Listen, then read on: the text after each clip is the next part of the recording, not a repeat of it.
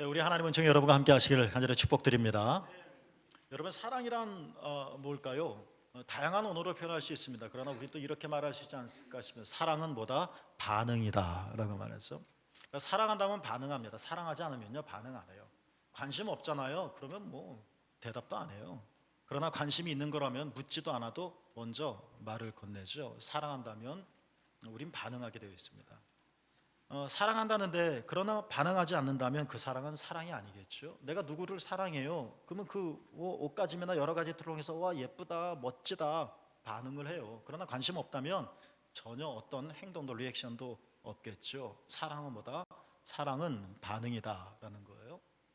신명기 말씀에 보면 10장 12절에서 하나님께서 모세 입을 통해서 물어요. 얘들아, 하나님께서 가장 원하는 것이 무엇인 줄 아니? 라고 물어요. 이게 12절 앞부분의 내용이죠.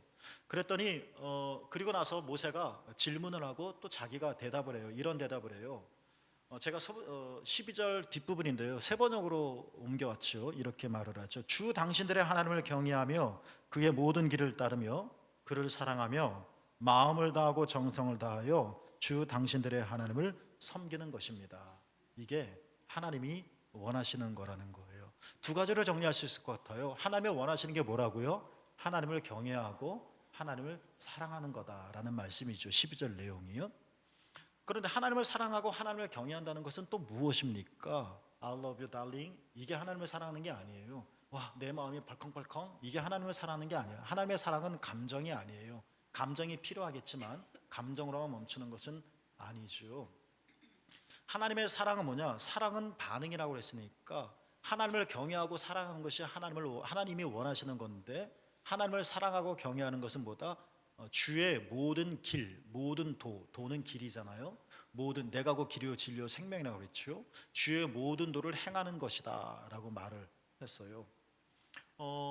따르는 것이다, 하나님의 모든 말씀을 따르는 것이다 했는데요, 12절 뒷부분을 보면 내 하나님을 따르되 내 마음과 정성을 다하여 13절 이런 말이 나오죠. 하나님의 명령과 규례를 지키는 것이라고 말을 했어요.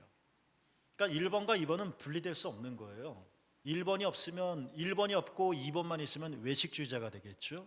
그러나 2번이 없고 1번만 있어요. 이것도 참 심각한 문제가 되겠죠. 그러니까 이것도 참 어려운 문제예요.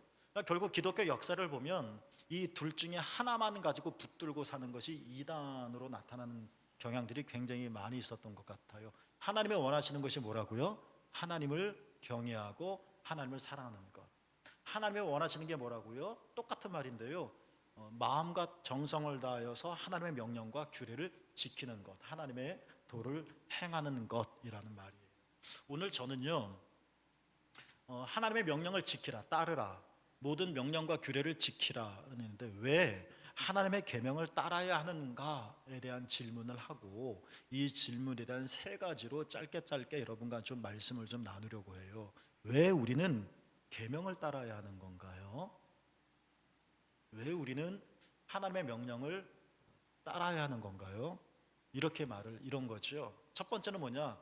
이래요. 아주 맞아요. 주님을 사랑하기 때문이다라는 거예요.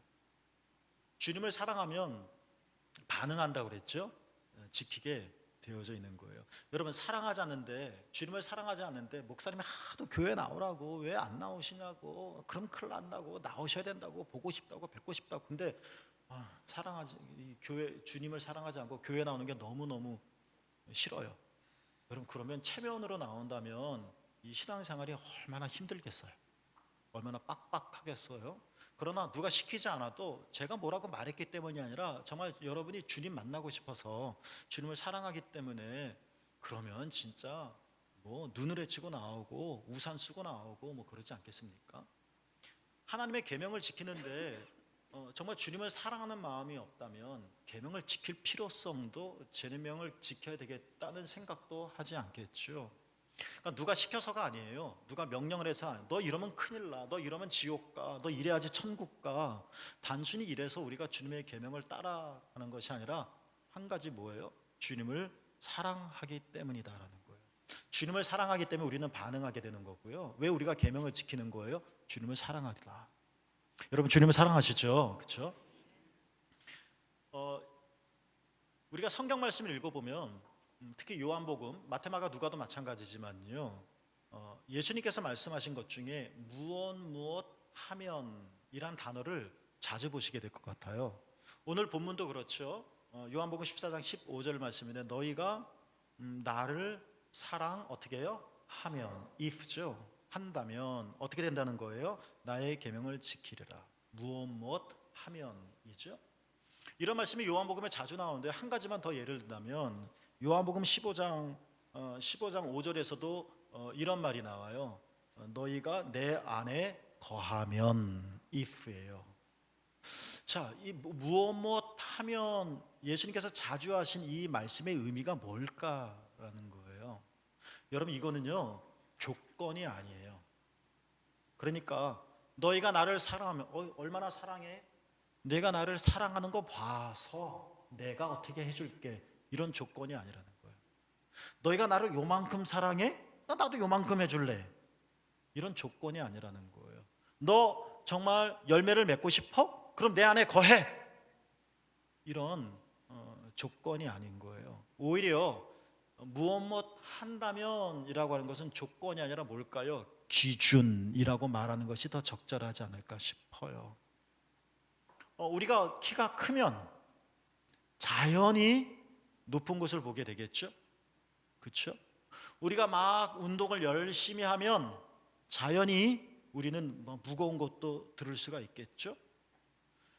근육이 강해졌기 때문에 무거운 것을 들어가 아니라 힘이 생겼기 때문에 자연히 나는 이 무거운 물건을 드는 거에 대해서 걱정하지 않고 다른 사람들은 허리 아파, 무릎 아파, 뭐 다칠까 봐 염려돼 하고 삐죽삐죽 뒤로 빠질 때 나서서 하겠죠. 기준이에요. 기준. 너희가 나를 사랑하면 나의 계명을 지키게 된다는 거예요. 우리가 많은 열매를 맺기를 원해요. 주님께서 말씀하신 거죠. 너희가 열매를 맺기를 원한다면 기준이 조건이 아니라 기준이 뭐예요? 내 안에 거해. 그러면 된단다. 이 말씀을 예수님께 주시는 거죠. 다시 정리하면 여러분, 예수님께서 말씀하신 무엇 하면, 나를 믿으면, 내 말을 들으면, 나를 청정하면 이것은 조건이 아니에요. 여러분의 의의가 아니에요. 다른 여러분이 뭘 하면이 아니라 우리가 그 상태가 된다면 우리의 기준이에요. 우리 영혼의 어떤 기준을 말하는 거죠. 그러면 자연스럽게 우리는 사랑하니까 지키게 되는 거예요. 사랑하니까 그분 안에 거하니까 열매가 맺혀지는 거예요. 그렇죠? 한번 여러분에게 소개해드린 적이 있었는데 이승우라고 하는 소설가가 있어요. 이분은 크리스찬이거든요. 단편 소설을 냈어요. 제목이 뭐냐면 사랑이 한 일이에요. 여러 개의 단편 소설이 묶여졌는데요. 그 책 제목이 사랑이 한 일. 이 사람이 성경에 나와 있는 여러 가지 사건들을 소설가 입장에서 새로 해석한 거예요. 근데 거기서 가장 인상적이게 읽었었던 그 소설은 뭐냐면 여러분 우리 창세기에 보면 아브라함이 아들 이삭을 바치죠. 그렇죠? 와, 이 믿음 대단하다. 우리는 감탄을 해요. 그러나 한편으로는 걱정되죠. 내 아들 바치라 그러면 어떡할까? 그렇죠? 우리 큰아들이 저보다 믿음이 좋잖아요. 근데 한번 얘가 한참 대학교 때 말했었죠. 한번 우리 남자들 셋이 밥 먹고 있는데 어느 날 심각하게 식당에서 첫째, 둘째하고 이렇게 밥 먹는데 아빠, 제가 혹시 선교사라고 하는 거 어떻게 생각하세요? 그랬더니 제 이성은 훌륭하다. 근데 제 마음은 어쩌지? 이런 거예요. 그러니까 아주 저도 어쩔 수가 없나 봐요. 제 아들이니까 실제적인 문제니까. 그런데 이거는 그래도 괜찮은데 아니 하나님께서 내 아들을 바치라 그러면 어떡하지? 하나님이 어떻게 이러실 수 있어? 너무 잔혹하지 않아요? 아니 아브라함이 아무래도 그렇지 어떻게 하나님이 그렇게 시킨다고 해서 자기 아들을 죽여? 이거 말이 안 되지. 참 이해하기 어렵고 해석하기 어려운 부분들이잖아요. 그래도 이 소설은 소설가답게 재미난 필치로 풀어갔어요.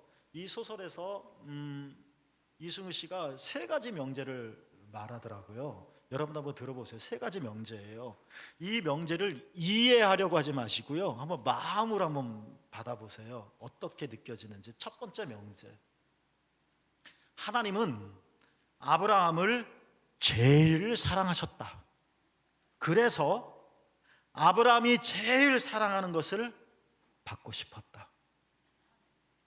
어떻게 생각하세요? 제가 제일 사랑하는 사람이 있어요. 그래서 이 친구가 제일 사랑을 해서 내가 받았으면 좋겠다는 건 당연한 것 아닐까요? 두 번째 명제.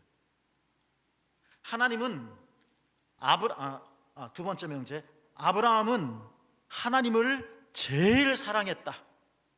그래서 자신이 제일 사랑하는 것을 하나님께 드리고 싶었다. 이해하지 마시고 느껴보시라고요. 내가 제일 사랑하는 분이 계세요. 누룽지 드릴래요? 그거는 아니잖아요. 누룽지도 기쁘게 받겠지만 너무나도 사랑하기 때문에 내가 너무나도 사랑하는 것을 주고 싶겠죠. 그렇죠? 이해하려고 애쓰지 마세요. 그냥 느껴보세요. 세 번째 명제예요. 아브라함은 이삭을 제일 사랑했다. 그래서 제일 사랑하는 이삭을 제일 사랑하는 하나님께 드렸다. 그래서 이 소설의 제목이 사랑이 한 일이라는 거예요. 이거를 윤리적으로 바라보고 이것을 이해의 시각으로만 해석하려고 하면 너무 난해해요. 받아들일 수 없는 엄청난 사건이에요. 끔찍해요. 그러나 이건 그런 게, 사랑은 뭐라고요? 반응이잖아요. 아브라함은 이렇게 반응한 거예요. 복음서가 4개지 않습니까? 4개의 복음서에 다 나오는 이 사건과 이야기가 많지가 않아요. 생각보다. 예를 들어 오병이어 사건은 4군데 마테마가 누가 요한에 다 있거든요. 그만큼 중요하다는 거겠죠. 그런데 또 하나가 있어요. 내용은 각 복음서마다 조금씩 다르기는 하지만 어떤 이야기가 네 복음서에 다느냐면요, 한 여인이 예수님에게 값비싼 나드 향유 한 옥합을 깨서 드리는 거. 이 사건은 4개 다 나와요. 그만큼 소중하다는 얘기겠죠. 초대교인들이 그만큼 아끼는 이야기라는 거예요. 왜 바쳤어요? 이성적인 사람, 우리가 아브라함 이야기를 지금 이승우 소설을 좀 설명을 했는데요, 똑같이 그래도 이성적으로 이 세 가지의 명제를 풀어나가면 답이 안 나와요. 똑같이 이성적으로 이 순전한 나드 한 옥합을 깬 여인을 풀면 누가 말했죠? 이걸 팔아 가난한 사람에게 나눠주는 것이 훨씬 낫겠다. 말은 맞아요. 말은 맞아. 그러나 우리가 옳은 것만 가지고 사나요? 아니잖아요. 아브라함이 하나님을 사랑했기 때문에 그렇게 반응한 거예요. 걱정하지 마세요. 여러분의 아들을 번제로 드리라는 명령은 안 하실 테니까. 어찌됐든 여기에 포인트는 뭐냐면 하나님을 사랑했다는 거예요. 그래서 내가 최고로 사랑을 드렸다는 거예요. 이 여인도 알아요. 이거 팔면 얼마가 나온다는 것. 그리고 이거 가지고 좋은 일을 할 수 있다는 것 알아요. 그러나 사랑이 그의 마음을 팔게끔 한 게 아니라 예수님께 바치게끔 한 거예요. 이게 사랑이 한 일이라는 거죠. 요즘도 그러나요? 가끔 저기 서울에서 보면 지하철에서 타면 누가 이렇게 전도하는 모습을 보잖아요. 예수, 천당, 불신, 지옥 하잖아요. 좀 그렇죠. 좀 그래요. 저도 그다지 이렇게 좋게 보지는 않아요. 이렇게 좀 예쁘게라도 만들지, 무슨 그냥 합판 같은 데다 대충 써가지고선. 근데 행색도 이렇게 좀 준수하지도 않고 멋있어 보이지도 않고, 그리고 너무 이 메시지가 단순하지만 독설적인 느낌을 받아서 저도 그다지 좋아하지는 않거든요. 그런데 목회를 하면서 저도 좀 생각이 조금 바뀐 게 하나가 있습니다. 그게 뭐냐면요, 이런 거예요. 맞아, 저 사람이 어떤 마음을 했는지 내가 속으로 들어가 봐서 알 수는 없지만, 그리고 그 전도 그 정도의 그 방법을 보고 사람들이 눈살을 찌푸리면 저래서 누가 예수를 믿겠어, 나라도 안 믿겠어, 이런 생각을 갖게 만들지만, 이런 질문을 제가 실제로 목회를 하다 보니까, 이런 그게 옳다, 다 그렇게 하자, 그 방법밖에 없다라는 뜻이 아니라 목회를 하면서 새로운 생각을 갖게 됐다는 거예요. 그게 뭔지 아세요, 여러분? 어찌됐든 우리가 전도하시는 분에 대해서 뭐 이렇다 저렇다 뭐 이러쿵 저러쿵 얘기는 많지만 하나 분명한 거 있잖아요. 우리는 그렇게 못하잖아요. 우리 그렇게 못하잖아요. 저보고 돈 주거라 그래도 제 소용이 못할 것 같아요. 이게 대단한 용기지 않습니까? 근데 우리는 그의 드러난 표현과 방식과 선택한 것들에 드러난 것들에 대해서 이렇다 저렇다 판단하고 판단할 수 있지만, 그러나 우리는 그거 판단을, 외적인 판단을 포함해서 그 사람의 내면까지 우리는 싸잡아 너무 쉽게 가볍게 비난하는 것은 아닌가. 우리한테는 그만큼의 용기도 없고 우리한테는 그만큼의 마음도 없으면서, 우리 교회도 몇몇 있죠. 아멘 하는 분들이 계시잖아요. 이전 교회에서 이런 일이 있었어요. 목사님 너무 시끄러워요. 꼭 저렇게 아멘 해야 돼요? 아주 그냥 이런 분이 좀 계셨어요. 그래서 이거 난감하더라고. 이걸 어떻게 설명? 그렇다고 쫓아가 아멘하지 마세요라고 말할 수도 없고, 뭐 어때요? 아멘 안 되는데라고 말할 수도 없고, 요 중재를 해야 되는데 똑같이 해석할 수 있지 않을까 싶어요. 그래요. 때로는 정말 이해하시고, 때로는 정말 아멘 이것이 어떤 누군가에게는 좀 불쾌하게 들릴 수도 있을지도 몰라요. 똑같은 질문을 할 수 있지 않을까요? 우린 그 톤으로 아멘 못하잖아요. 자기도 못하면서 왜 다른 사람이 그렇게 하는 거에 대해서 이렇게 너무 얕잡아 보는 걸까요? 사람들 눈치 안 보고 자신의 고백을 이렇게 정직하게 표현하잖아요. 그러니까는 뭐 사람들마다, 그러니까 다 큰 소리로 아멘하라는 이야기도 아니고, 뭐 조그맣게 아멘할 수도 있고, 소리를 못 내고 속으로 아멘 하고 꾹 받아들일 수도 있고, 뭐 사람들마다 다 다르겠지만 어쨌든 아멘이라고 말하는 사람은 적어도 거짓은 아닐 테고, 그렇다면 이분도 하나님에 대한 사랑을, 뭐 아멘 안 하는 사람은 하나님을 사랑하지 않는다는 말이 아니라 그런 표현들을 통해서 자기에 있는 하나님의 사랑이 드러나는 것이 아닐까요? 어때요? 사랑은 뭐다? 반응이다. 여러분, 하나님 사랑하시죠? 그럼 여러분, 우리 반응하게 돼 있어요. 반응을 안 한다고요, 하나님께요? 한번 우리의 사랑을 다시 한번 검토해 봐야 되겠죠? 그럴 거예요. 반응하는 만큼 우리는 사랑하게 돼 있어요. 사랑하는 거예요. 우리는 예수님을 잘 알아요. 교회 생활 몇 년입니까? 서당께 뭐 몇 년이면 풍어를 넣는다는데 우리는 그 이상 신앙생활 했으니까 우리 주워 담아 들은 성경 지식이 얼마나 많아요. 예수님에 대한 거 얼마나 많이 알아요. 그러나 우리는 하나님께 반응하는 거에 대해서는 좀 서툴지 않을까? 왜 계명을 지켜야 되는 겁니까? 왜 우리가 율법주의자예요? 우리가 뭐 구약의 법을 이렇게 지켜요. 물론 구약의 법을 그대로 지킬 수는 없죠. 재해석해야 되겠죠. 우리가 꼭 이렇게 살아야 돼요? 이해하지 마시고 그냥 받아들여 보라고요. 사랑한다면 한다니까요. 왜 계명을 지키나? 마음과 정성을 다하여 하나님의 명령과 규례를 지켜라. 왜요? 사랑하니까. 너 행하지 않으면 너 없애버릴 거야. 그런 아주 무서운 말씀이 아니라, 누가 시켜서 억압해서 이게 아니라 사랑하니까.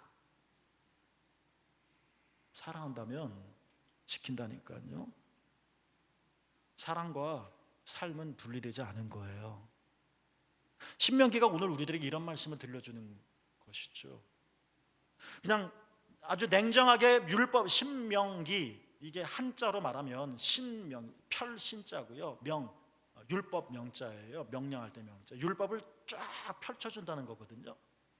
야, 이게 헌법이야.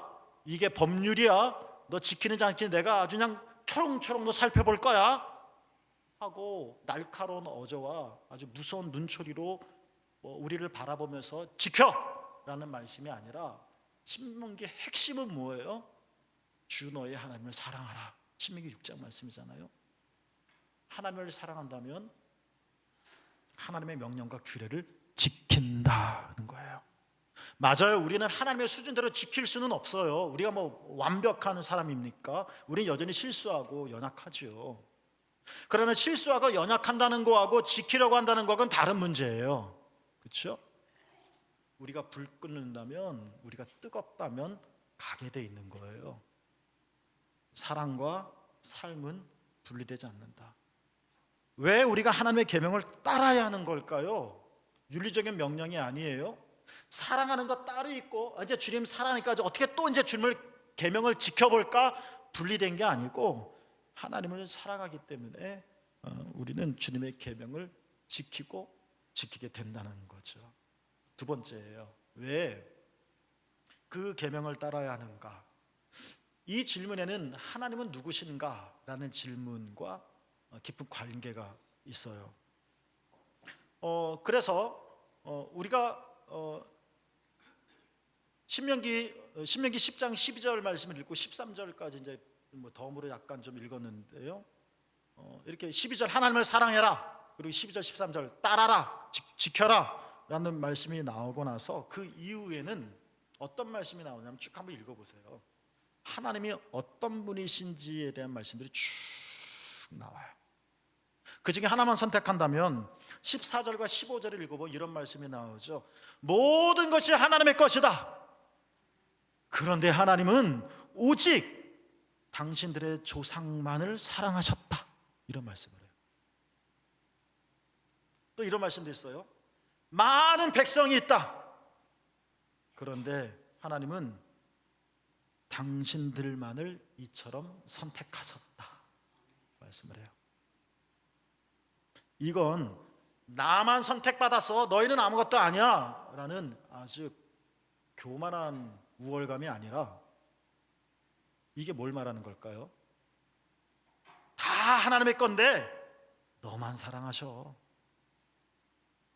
많은 백성이 있는데 너만 선택했어 라는 말이 너만 최고야 이런 말이 아니라 무슨 의미일까요? 이런 문장들이 하나님이 어떤 분이신지 바로 이런 하나님이라는 건데, 많은 백성 중에 너를 선택하셨고 모든 것이 하나님 것이지만 너희만을 사랑하셨고, 이런 내용들이 11장까지 쭉 이어져요. 하나님이 이러셨다 하는 거거든요. 여기서 제가 주목하고 싶은 단어가 있는데요, 이것은 뭐냐면 신명기 10장 17절에 보면 개역성경에 이런 단어가 나올 거예요. 너희에라는 말이 나올 거예요. 너희에. 그러니까 많은 백성 중에 너만을 선택했다, 다 하나님의 건데 너만을 사랑했다는 이야기는 너가 최고야, 저거는 뭐 존재도 아니야, 이런 게 아니라 지금 이 말씀을 누가 있는 거예요? 그런 너희가 있는 거잖아요. 하나님이 누구시냐라는 거. 너희의 하나님이라는 거예요. 관념적인 하나님이 아니라는 거예요. 신학자의 하나님이 아니라는 거예요. 여러분이 믿는 하나님은 목사님의 하나님이 아니라는 거예요. 여러분이 믿는 하나님은 누구의 하나님이라는 거예요? 여러분의 하나님이라는 거예요. 여러분의 하나님과 제가 믿는 하나님이 다르다는 이야기가 아니라, 무슨 말씀이에요? 보세요. 10장 15절에 보면 소개드렸듯이 만민 중에서 너희를 택하신 하나님. 10장 12절에 보면은요, 너희가 애굽에 내려갈 때는 70명밖에 되지 않았어. 그런데 지금은 어때? 하늘의 별과 같이 많게 하신, 어떤 단어가 나오죠? 내 하나님. 11장 5절, 이게 다 그런데요, 그냥 몇 개만 추린 거예요. 11장 5절에는 애굽에서 너희가 나오고 홍해를 건너오고 광야를 거쳐서 오늘에 이르기까지 하나님께서 놀라운 일을 행하셨는데, 누구에게? 너희에게. 그러니까 10장, 11장, 12장에서 우리가 주목해야 할 단어는 뭐냐면 너희라는 거예요. 너희의, 너희를, 너에게, 너의, 뭐 이런 단어들. 너에만 하나님이고 다른 사람은 하나님이 아니라는 이야기가 아니라, 이 의미가 뭐냐면 11장 7절에 이런 말이 나오는 거예요. 왜 우리가 계명을 따라야 하는가? 11장 7절 말씀처럼 너희가 직접 경험하고 너희가 직접 만난 너희의 하나님이라는 거예요. 그 하나님. 아프리카의 기아에서 굶주리고 있는 조그만 아이들을 보면 마음이 아파요. 그러나 우리가 그들을 생각하며 직접 후원을 하는 사람은 많지 않을 거예요. 그러나 그 아이가 내 아이이고 내 친척이고 내 조카고 내 친구의 자식이고 그럼 달라질 거예요. 왜요? 이제 저 아프리카 텔레비전 화면에 나오는 그 꼬마는 어찌됐든 남이에요. 남. 그러나 이제 바뀌면 나 아이가 너희 애가 되는 거예요. 너희. 당신을 구원한 하나님, 내가 믿겠습니다. 그 얘기가 아니라 그 하나님을 믿으라는 얘기가 아니라 당신을 구원하신 하나님을, 나를 구원하신 하나님을 사랑하라는 이야기예요. 당신을 구하시고 당신을 건지시고 당신을 이끌어 주시고 당신을 보호해 주시는 그 하나님, 여러분이 직접 만나고 여러분이 직접 눈으로 목격하고 여러분 직접 경험하신 너희의 하나님, 남의 하나님이 아니라 너희의 하나님, 너희의 하나님이라는 거예요. 남의 엄마가 아니라 내 엄마라는 거 똑같은 표현이에요. 옆집 아저씨가 아니라 내 아빠라는 말이에요. 그러니 따르죠. 따르고 싶겠죠. 여러분의 하나님은 누구세요? 목사님이 말하는 하나님인가요? 목사님이 설명하는 하나님인가요? 성경에서 읽어낸 하나님인가요? 속장님의, 장로님의 하나님인가요? 그 하나님 다 맞는 하나님인데요, 중요한 것은 신명기에서 말하는 하나님은 누구예요? 여러분의 하나님이라는 거예요. 여러분을 구원하신 하나님, 여러분을 인도하신 하나님, 여러분이 정말 사망의 음침한 골짜기에서 숨을 헐떡헐떡거릴 때 건져주신 하나님. 근데 우리가 그 하나님을 따르지 않을 수 있겠는가? 묻고 있는 거죠. 묻고 있는 거예요. 남이 하나님이 아니라 여러분의 하나님. 우리가 믿는 하나님은 어떤 분이신가요? 여러분이 경험한 하나님이시고요, 여러분이 만난 하나님이시고요, 곧 여러분의 하나님이십니다. 그 하나님을 사랑하고 그 하나님을 기억하고 그 하나님을 경외하자는 거고 그 하나님의 말씀을 따르자는 거예요. 여러분의 하나님을 찬양합니다. 세 번째로, 왜 우리는 그 계명을 따라야 하는가? 내가 예수님을 믿으면서 그냥 내 마음대로 왜 못 사는가? 왜 우리는 자꾸 성경 말씀대로 하나님께서 말씀하신 대로 살아야 된다고 말을 들어야 되는가? 결론인데요, 우리가 하나님의 계명을 따라야 하는 것은 우리가 따름으로 하나님을 하나님 되게 하는 일이기도 하겠지만 보다 더 중요한 것은 뭐예요? 그 일이 결국 우리 자신을 위한 일이 된다는 거예요. 그래서 우리가 읽지는 않았지만 우리가 신명기 10장 12절을 읽었죠. 13절에서는 이렇게 앞부분에 이런 말이 나와요. 오늘 내 행복을 위하여 라고 읽어요. 이런 말씀이 나와요. 하나님의 말씀을 지키는 것은 하나님만 좋은 게 아니라 하나님의 말씀을 지키는 것이 결국 나 자신을 위한 일이 된다는 거예요. 어렸을 때 어머니께서 야, 이 닦고자 그러면 이가 썩어. 진짜 귀찮죠? 진짜 하기 싫죠? 그거 이 닦아야 되잖아요. 엄마를 위한 일이 아니에요. 나를 위한 일이다. 여러분이 하나님의 계명을 지키지 않아도 하나님은 여전히 하나님이에요. 인식론적으로. 그렇잖아요. 여러분이 없어도 하나님은 하나님이세요. 그런데도 하나님이 한번 이렇게 한번 살아봐 는, 야 네가 이렇게 사니까 내가 진짜 더 하나님 같다 뭐 이런 게 아니라 나를 위한 거라, 여러분을 위한 거라는 거예요. 오늘 내 행복을 위하여 하나님의 모든 명령과 규례를 지켜라, 따라. 그렇죠? 나를 위한. 그러니까 하나님 나를 귀찮게 해. 이렇게 하나님 나를 피곤하게 해. 뭐 이렇게 교회에서 하라는 것도 많고 하지 말라는 것은 많아. 예수 믿으면 편할 줄 알았는데 뭐가 이렇게 법이 많아, 규칙이 많아. 그 규칙이 얼마나 심오하고 많은지는 모르겠지만 그거 다 여러분을 위한. 자신. 하나님 말씀대로 한번 따라 보세요. 그게 나를 위한 거라니까요.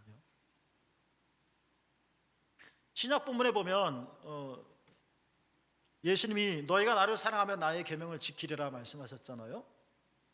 이게 14장 요한복음 15절 말씀이잖아요. 그 다음 말씀이 뭔지 뭘까요? 너희가 나를 사랑하면 나의 계명을 지키리라. 지켜가 아니라요. 그 다음 말씀은 뭐예요? 그러면 예수님께서요 하나님 아버지께 구하시겠대요.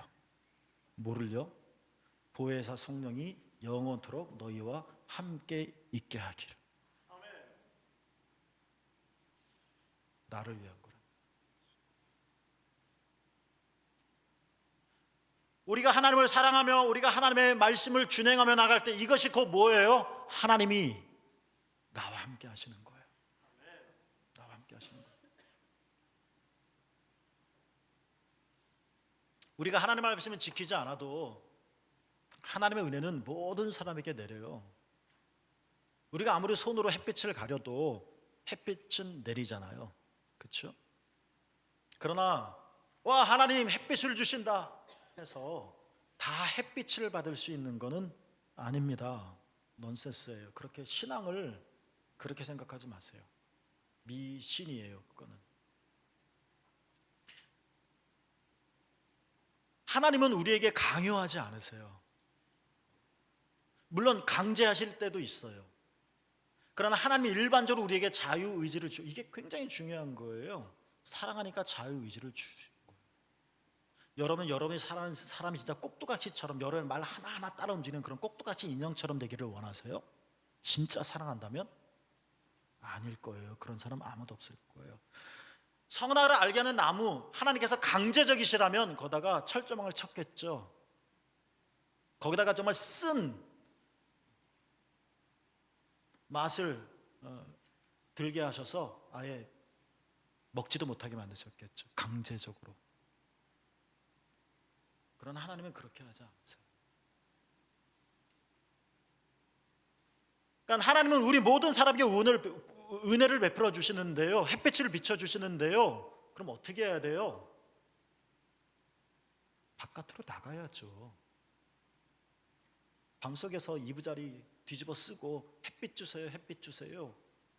여러분, 이건 신앙이 아니라니까요. 이건 미신이에요, 미신. 물론 우리가 밖에 나간다고 해서 햇빛을 만들어내지는 못하죠. 햇빛을 주시는 분은 하나님이시죠. 그러나 그 은혜의 빛을 받으려면 어떻게 돼요? 나가야죠. 나가야죠. 그러니까 우리가 정말 하나님께서 우리와 함께 하신다, 정말 우리가 그렇게 원한다면 보혜사가 늘 언제나 너희와 함께 하시기를 구하겠다. 하나님께서 여러분과 진짜 함께 하시기를 원하신다면 16절 되기를 원한다면 우리 15절, 우리가 하나님을 사랑하며 예수님의 계명을 지켜나갈 때 우리에게 복이 되는 거죠. 하나님이 여러분과 함께 하십니다. 여러분과 함께 하십니다. 여러분이 기계적으로 완벽한 사람이 되라는 얘기도 아니고요, 흠도 없이 티도 없이 살라는 말도 아니에요. 우리의 마음을 묻는 거예요. 진짜 하나님 사랑해? 하나님의 수준이 이만큼이겠지만 우리가 그 수준에 이르지는 못하겠죠. 그러나 진짜 하나님을 사랑하니? 그럼 저 뭐라도 발자국이 떼어지지 않을까요?